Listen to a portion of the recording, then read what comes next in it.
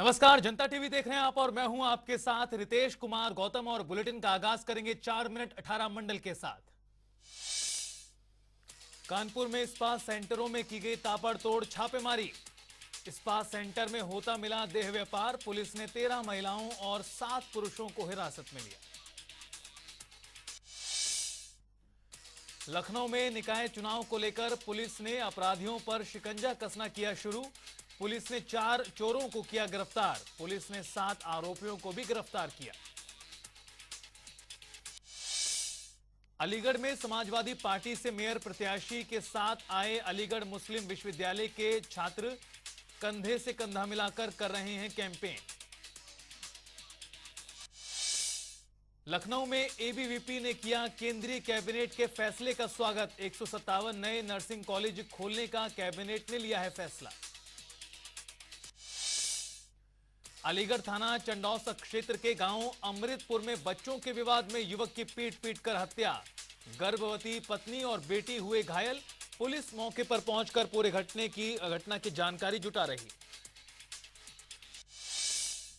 20,000 के इनामी अपराधी से इटावा में पुलिस की मुठभेड़। चौबिया और बसरेहर पुलिस ने संयुक्त रूप से की मुठभेड़। गोली लगने से घायल हुआ अपराधी। महोबा में मध्य प्रदेश सीमा के पास सड़क किनारे गंभीर हालत में मिली युवती के शरीर पर जगह जगह चोट के निशान। मौके पर पहुंची पुलिस ने युवती को भेजा अस्पताल। उत्तरकाशी के विकास खंड डुंडा के सौंद गांव में भयानक तूफान ने मचाई तबाही। एक युवक और 2 भैंसों के ऊपर पेड़ गिरने से मौत। एक मासूम लड़की भी हुई घायल। मिर्जापुर संत नगर थाने के अंदर पुलिसकर्मियों के बीच मारपीट का वीडियो हुआ वायरल। पुलिस अधीक्षक ने 9 पुलिसकर्मियों के खिलाफ की कार्रवाई। कहा, अनुशासनहीनता जरा भी बर्दाश्त नहीं। आजम खान के रामपुर पब्लिक स्कूल यतीम खाना मामले में रामपुर शहर कोतवाली पुलिस ने शिक्षा विभाग के बाबू को किया गिरफ्तार। शिक्षा विभाग के बाबू ने लाखों रुपए लेकर बनाए नकली दस्तावेज। प्रतापगढ़ में बेखौफ दबंगों को नहीं रहा पुलिस प्रशासन का डर। लीलापुर थाना क्षेत्र के महज कुछ ही दूरी पर बेखौफ दबंगों ने युवक पर ताबड़तोड़ गोली चलाई। युवक गंभीर रूप से घायल। सूचना के बाद मौके पर पहुंची पुलिस। प्रतापगढ़ में नायब तहसीलदार ने की बड़ी कार्रवाई। ग्राम समाज की जमीन पर अवैध निर्माण को नायब तहसीलदार और बागराय पुलिस ने कराया ध्वस्त। मिर्जापुर में छात्रा के साथ जोर जबरदस्ती का रंग लगाने वाले शिक्षक को पुलिस ने गिरफ्तार किया। कुछ दिनों पहले वायरल हुआ था वीडियो।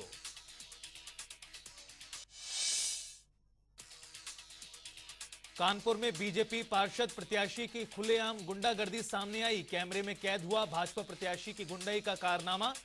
जनसंपर्क के दौरान की गई गुंडागी। हरिद्वार निवासी डॉक्टर ने हॉस्पिटल संचालक पर मारपीट करने और धमकी देने का लगाया आरोप। पुलिस से कार्रवाई की मांग। हरिद्वार जिले में पुलिस की सख्ती के बाद भी चोरों के हौसले बुलंद। सिडकुल थाना क्षेत्र के ब्रह्मपुरी से बेखौफ चोरों ने दिन दहाड़े उड़ाई 40,000 की नकदी। पुलिस खंगाल रही आसपास के कैमरे। औरैया में बच्चों की सुरक्षा को लेकर परिवहन विभाग ने चलाया सघन चेकिंग अभियान। गलत तरीके से चल रही 6 स्कूली वैन पर की गई कार्रवाई। अलीगढ़ में आपराधिक इतिहास छुपाकर किया गया नामांकन। भाजपा की पार्षद प्रत्याशी पर गंभीर धाराओं में दर्ज है मुकदमा। बांदा पुलिस ने हत्या का किया खुलासा। मृतक की पत्नी ने अपने प्रेमी और उसके दोस्त के साथ मिलकर की थी पति की हत्या। एसओजी और अरतरा पुलिस ने तीनों हत्यारों को गिरफ्तार किया।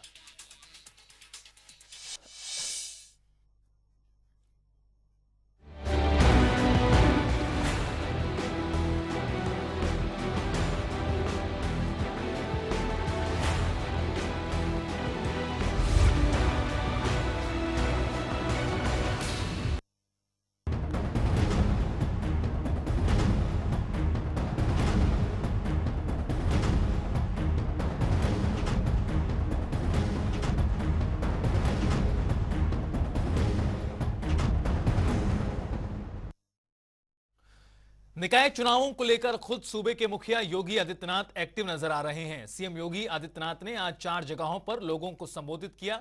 इस दौरान मुख्यमंत्री योगी आदित्यनाथ ने लोगों से बीजेपी को वोट देने की भी अपील की। साथ ही उन्होंने कहा कि बीजेपी के राज में गुंडा राज खत्म हो गया है। आज उसी व्यवस्था के साथ मैं आपसे कहने के लिए आया हूं। आज तो प्रधानमंत्री आवास योजना की जब बात होती है तो केवल शहरी क्षेत्र में 40,286 गरीबों को आगरा के अंदर प्रधानमंत्री आवास योजना का लाभ मिला है। 40,286 नगरीय क्षेत्र में हर परिवार को 2.5 लाख रुपए दे गए।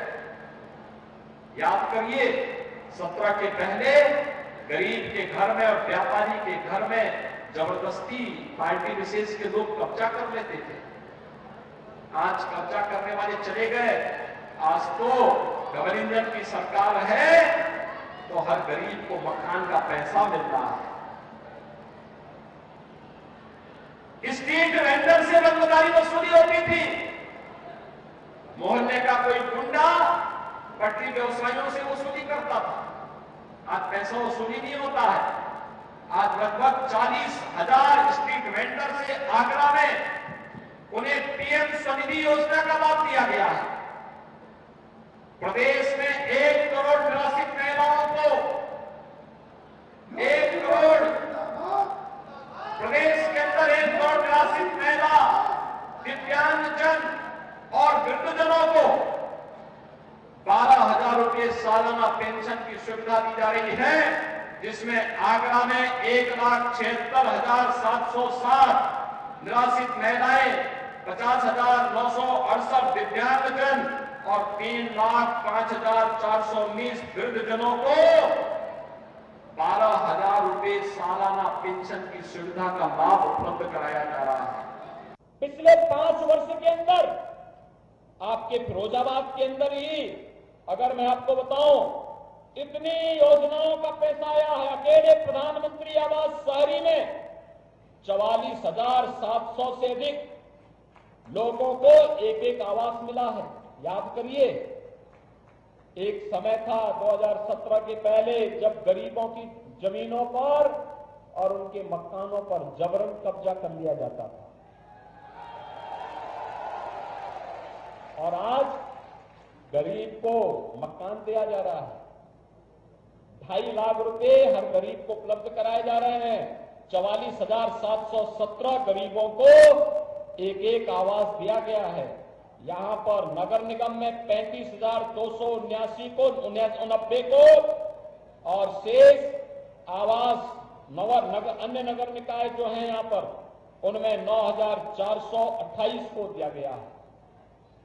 पहले व्यापारियों से और फुटपाथ पर सामान बेचने वाले जो व्यापारी हैं, स्ट्रीट वेंडर हैं, इन लोगों से रंगदारी वसूली होती थी, और अब 22,535 वेंडर्स को पीएम स्वनिधि योजना के माध्यम से बैंक में यानी ब्याज मुक्त ऋण उपलब्ध करवाया गया है। 6 वर्ष में आपने देखा होगा प्रधानमंत्री मोदी जी के नेतृत्व में, उनके मार्गदर्शन में उत्तर प्रदेश ने अपने बारे में परंपरागत धारणा को बदला है। 6 वर्ष पहले उत्तर प्रदेश के बारे में लोग क्या मानते थे? उत्तर प्रदेश में विकास की सोच नहीं। उत्तर प्रदेश में दंगे होते थे, तमंचा लेकर के पार्टी विशेष के लोग व्यापारियों से वसूली करते थे, बहन और बेटियों की सुरक्षा खतरे में थी, व्यापारी खतरे में था, विकास के कार्य चौपट थे, शहर गंदगी के ढेर थे, और भाइयों बहनों युवाओं को नौकरी नहीं मिलती थी। उत्तर प्रदेश का नौजवान पहचान के संकट से भी जूझ रहा था और नौकरी पाने के लिए मोहताज था। शिक्षा चौपट थी। मैं तो लखनऊ वासियों को इस बात के लिए भी धन्यवाद देता हूं कि लखनऊ वासियों ने महापौर के रूप में 2 कार्यकाल डॉक्टर दिनेश शर्मा जी के नेतृत्व में यहां पर व्यतीत किया। जैसे काशी में काशी विश्वनाथ धाम बन गया, ऐसे ही सभी लोग सहमत हो तो बाकी बिहारी का धाम भी इसी प्रकार से काशी विश्वनाथ धाम की तर्ज पर आगे बढ़ता है। ऐसे ही बरसाना में रोपवे का निर्माण हो रहा है, उसको भी इसी प्रकार की भव्यता प्रदान कर रहे हैं। गोकुल में भी आपने देखा होगा रसनान की समाधि के साथ अन्य क्षेत्रों का विकास हुआ है, इसको और भी भव्य रूप देने की आवश्यकता है। गोवर्धन को फिर से उसके पुरातन स्वरूप के साथ लेकर के जाना है। भाइयों बहनों, कौन लेके जाएगा? ये हम सब की जिम्मेदारी बनती है, हम सब की सामूहिक जिम्मेदारी बनती है। ये बच्चे की जिम्मेदारी भी है और जनता जनार्दन की भी जिम्मेदारी है। हम सब मिलकर के जब कार्य करेंगे भाइयों बहनों, तब कृष्ण कन्हैया और राधे राधे की और यमुना मैया के सुंदर वैभव को पुनः हम स्थापित कर पाएंगे। और ये नगर निकाय चुनाव उसी दिशा से अत्यंत महत्वपूर्ण है। लखनऊ के इटौंजा में निकाय चुनाव के समर्थन करने पहुंचे डिप्टी सीएम ब्रजेश पाठक ने अवधेश कुमार अवस्थी के लिए वोट मांगा।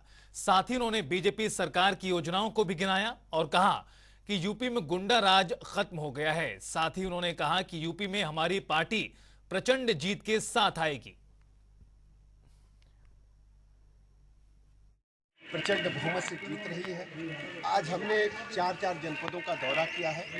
इटौंजा में अभी हम हैं, यहाँ भी भारतीय जनता पार्टी के प्रत्याशी भारी बहुमत से जीत रहे हैं। आदरणीय प्रधानमंत्री नरेंद्र मोदी जी की गरीब कल्याण योजना जन जन तक पहुँची है। लोगों में प्रसन्नता का भाव है। लोग स्वयं आशीर्वाद देकर के भारतीय जनता पार्टी को जिताने का काम करें। सत्ता का सेमीफाइनल माने जा रहे नगर निकाय चुनाव को लेकर भारतीय जनता पार्टी गंभीर है, क्योंकि विपक्षी पार्टियों ने जहां प्रत्याशियों को अपने हाल पर छोड़ दिया है, वहीं भारतीय जनता पार्टी संगठन से लेकर सरकार तक निकाय चुनाव जीतने के लिए पुरजोर कोशिश कर रही है। इस क्रम में गोरखपुर क्षेत्र के 12 जिलों के प्रतिनिधियों और पदाधिकारियों को निकाय चुनाव में जीत का मंत्र देने के लिए शुक्रवार को बीजेपी प्रदेश अध्यक्ष भूपेंद्र चौधरी आजमगढ़ पहुंचे और इस दौरान उन्होंने जनप्रतिनिधियों और पदाधिकारियों के साथ बैठक कर जीत की रणनीति तैयार की। नगर निकाय चुनाव की दृष्टि से आज गोरखपुर क्षेत्र की बैठक आजमगढ़ में आयोजित की गई। इसमें सभी हमारे वरिष्ठ पदाधिकारी उपस्थित रहे हैं और हम लोगों ने सामूहिक मिलकर तय किया कि जो जो काम हमें चुनाव तक करने हैं, उन सारे कार्यक्रमों की रूपरेखा हम लोगों ने बनाई है और हम सब लोगों ने तय किया कि अपने विकास के एजेंडे के साथ मिलकर जनता के बीच में जाएंगे और सभी भारतीय जनता पार्टी के जो प्रत्याशी हैं, चाहे मेयर हों, चाहे नगर पालिका के अध्यक्ष हों, चाहे नगर पंचायतों के अध्यक्ष हों या सभी श्रेणी के मान्य सभासद हों जिन पर भारतीय जनता पार्टी चुनाव लड़ रही है, हम अपने पूरे रिपोर्ट कार्ड के साथ जो सरकारों ने हमारे काम किए हैं, उन कामों के साथ हम जनता के बीच में जाएंगे और मुझे विश्वास है कि भारतीय जनता पार्टी को उत्तर प्रदेश की महान जनता निश्चित रूप से आशीर्वाद देगी। और वहीं सूत्रों के हवाले से बहुत बड़ी खबर सामने आई है। अतीक के ससुर के घर से डायरी बरामद हुई है। सूत्रों के अनुसार ये बड़ी जानकारी, अतीक के पूरे साम्राज्य का जो चिट्ठा है वो इस डायरी में मिला है। सूत्र ये बता रहे हैं 5 राज्यों में फैले काले साम्राज्य का पूरा ब्यौरा इस चिट्ठी में है, इस डायरी में है। और गुजरात, राजस्थान, मुंबई, मध्य प्रदेश, दिल्ली में कई बेनामी कंपनियां हैं जिसका खुलासा कहीं ना कहीं इस पूरी डायरी के माध्यम से हो सकता है, जो अब बरामद हो गई है। सूत्रों के अनुसार ये बड़ी जानकारी आपको बता दें।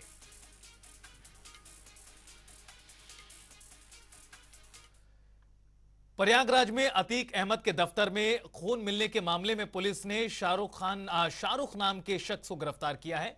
डीसीपी दीपक भूकर के मुताबिक शाहरुख नाम का शख्स अपने एक साथी के साथ लोहा चोरी करने के इरादे से अतीक के दफ्तर में घुसा था, लेकिन उसको चोट लग गई और खून निकलने लगा। उसका दूसरा साथी दफ्तर के बाहर खड़ा होकर निगरानी कर रहा था।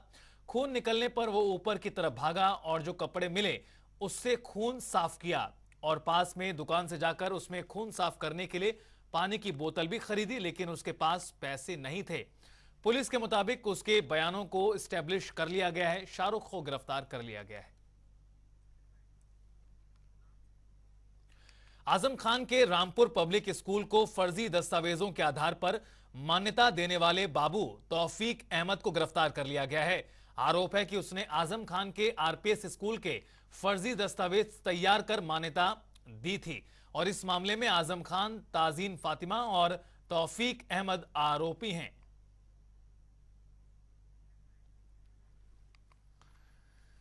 तो वहीं चारबाग रेलवे स्टेशन पर शुरू की गई इंटीग्रेटेड पार्किंग 2.5 महीने में ही बंद हो गई है। एयरपोर्ट की तर्ज पर 9 फरवरी को इसका लोकार्पण खुद उप मुख्यमंत्री ब्रजेश पाठक ने किया था, लेकिन कॉन्ट्रैक्ट समय से अनुबंध की रकम नहीं जमा हो पाई।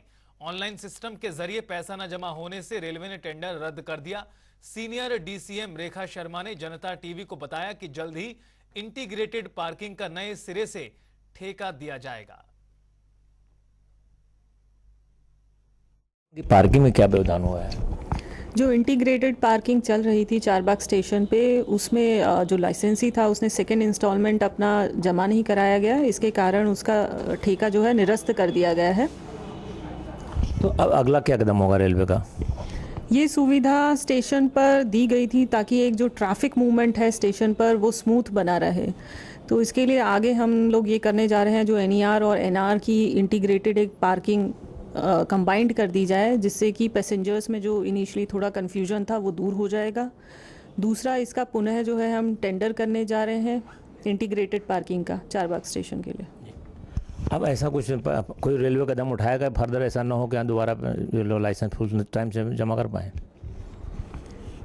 इसमें जो इनिशियली भी जो अलॉट किया गया था कॉन्ट्रैक्टर को, सभी जितना सपोर्ट सिस्टम था वो रेलवे के द्वारा दिया गया था। अब जब भी पुनः जब आवंटित हो जाएगा ठेका, उसमें भी जो कॉन्ट्रैक्टर रहेगा उसको रेलवे के द्वारा जितना भी सपोर्ट हम दे सकते हैं वो देंगे उसको। राष्ट्रीय सुरक्षा सलाहकार अजीत डोभाल देहरादून दौरे पर हैं और अजीत डोभाल ने मुख्यमंत्री आवास पहुंचकर मुख्यमंत्री पुष्कर सिंह धामी से शिष्टाचार भेंट की है। इस दौरान उन्होंने समसामयिक विषयों पर सीएम से चर्चा भी की।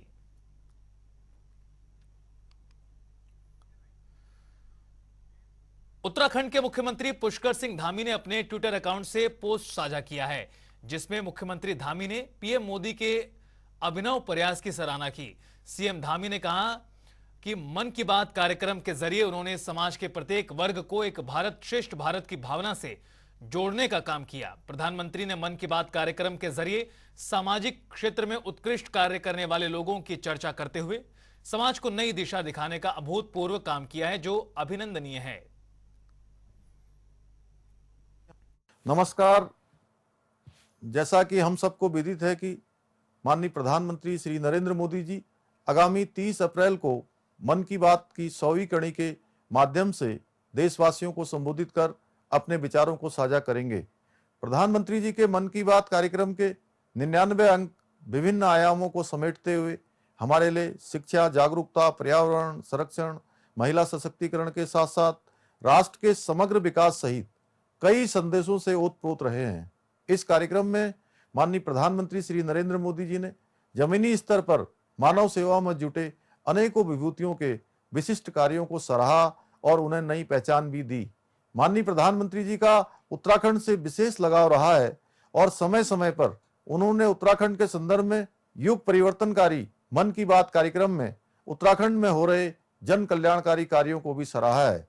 चाहे पानी के घटते जल स्रोतों को पुनर्जीवित किए जा रहे प्रयोगों के बारे में हो, मशरूम के बारे में उद्यमों की बात हो, पर्यावरणीय सरोकारों की चिंता की बात हो, या उत्तराखंड के सांस्कृतिक विरासत और सामाजिक उत्थान के लिए प्रदेश के लोगों द्वारा किए गए उत्कृष्ट कार्यों का उल्लेख हो।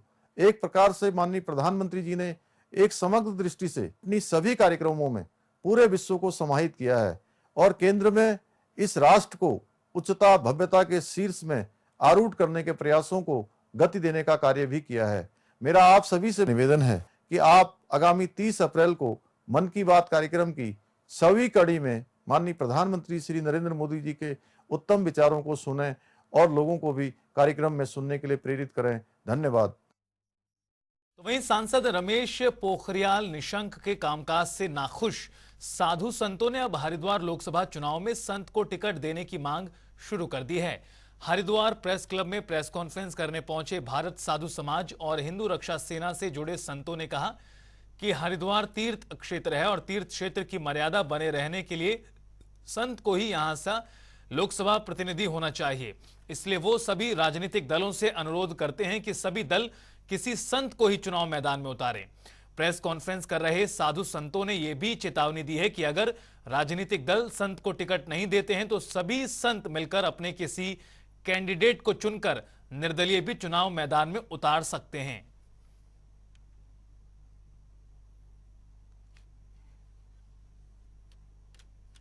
तो कोई भी संत हो, चुनाव आने वाले हैं, सभी पार्टियों से हम आग्रह करते हैं कि वो यहाँ कम से कम हरिद्वार सीट से किसी भी सांसद को उतारें तो वो केवल साधु हो, क्योंकि संत न होने के कारण से हम पिछले दिनों में हरिद्वार की दुर्दशा देख चुके हैं। यहाँ जिहादी बढ़ रहे हैं, यहाँ मांस मदिरा का व्यापार बढ़ रहा है और यहाँ पर देशद्रोही और समाजद्रोही गतिविधियाँ बढ़ गई हैं। फिर संत समाज अपना एक कैंडिडेट इंडिपेंडेंट उतारेंगे, अभी समय है। इसीलिए हमने सभी पार्टियों को आग्रह किया है कि सभी पार्टियां, चाहे कोई भी दल हो, वो संसद को के रूप में संत को उतारे। और अगर उन्होंने नहीं सुना, उन्होंने सोचा कि केवल हम वोट लेंगे, अपना मनमानी करेंगे, तो फिर सभी संत सामूहिक रूप से बैठेंगे और कोई अपना प्रत्याशी तय करेंगे। बागेश्वर विधायक और प्रदेश में कैबिनेट मंत्री दिवंगत चंदन राम दास की हृदय गति रुकने से हुए निधन से बागेश्वर की जनता शोकाकुल है। दिवंगत चंदन राम दास की अंतिम विदाई में सरयू घाट में बड़ा जनसैलाब उमड़ा। सभी ने नम आंखों से चंदन राम दास को विदाई दी। चंदन राम दास के निधन पर बागेश्वर के सम्मानित जनप्रतिनिधियों ने अपने अनुभव और दास के साथ उनकी यादें साझा की। बागेश्वर की जनता का कहना है कि चंदन राम जैसा व्यक्ति दोबारा बागेश्वर को नहीं मिल सकता। 4 बार के विधायक रहते हुए चंदन राम दास ने बागेश्वर को हरिद्वार की तर्ज पर विकसित करने का प्रयास किया। बागेश्वर का काल भैरव मंदिर, बागनाथ मंदिर सहित सरयू के घाटों के निर्माण चंदन राम दास के समय पर बने हैं। विरोधी नेताओं को अपने वश में करने की कला चंदन राम दास के अलावा और किसी के पास नहीं हो सकती। बागेश्वर की जनता के दिलों में चंदन राम दास हमेशा अमर रहेंगे। दास जी जो हमारे विधायक भी रहे, मंत्री भी हैं। मैं इनको जब गोपाल राम दास जी हुआ करते थे उत्तर प्रदेश के मंत्री, तब से मैं जानता हूँ। मैं लखनऊ में भी रहा, ओम निवास में, तब मैं आ जाया करता था, तब से मैं इनको जानता हूँ। ये बड़े सरल सहज स्वभाव के थे। राम दास जी से मुझे लगता कम से कम पिछले 25 सालों से नाता रहा हुआ है। बहुत ही मिलनसार, मृदुभाषी, सरल स्वभाव के धनी। जैसा कि अभी आपको पूर्व नगर अध्यक्ष सारी सोनी जी ने भी कहा कि उनका विपक्षी, उनका विरोधी भी जब उनके पास जाता था बात करने के लिए तो बहुत प्यार से मिलते थे। चंदन दास जी का हमारे बीच में से अचानक चले जाना बहुत कष्ट हुआ है। ये बागेश्वर के लिए नहीं, पूरे प्रदेश की राजनीति की एक क्षति है। वो बहुत सज्जन व्यक्ति थे और नेतृत्व की उनमें अपार क्षमता थी। कभी भी उन्होंने कोई राजनीतिक द्वेष भाव से काम नहीं किया।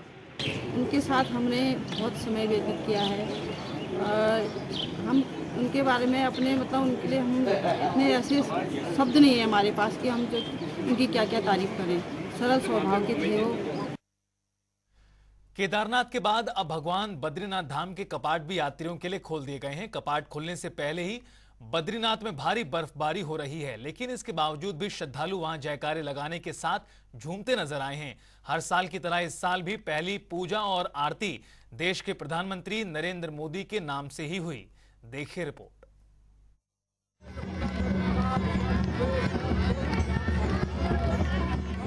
केदारनाथ के बाद अब भगवान बद्रीनाथ धाम के कपाट भी यात्रियों के लिए खुल गए हैं।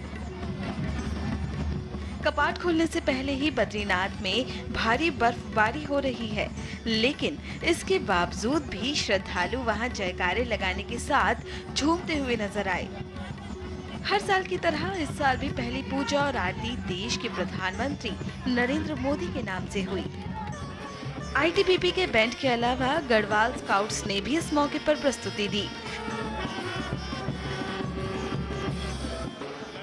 कपाट खुलने से पहले शंकराचार्य अभिमुक्तेश्वरानंद मंदिर पहुंच गए थे। मंदिर को 15 टन से ज्यादा फूलों से सजाया गया है। बद्रीनाथ पर खुल गया, बहुत अच्छे लगे। आज भगवान बद्री साहब फूल बरस रहे हैं।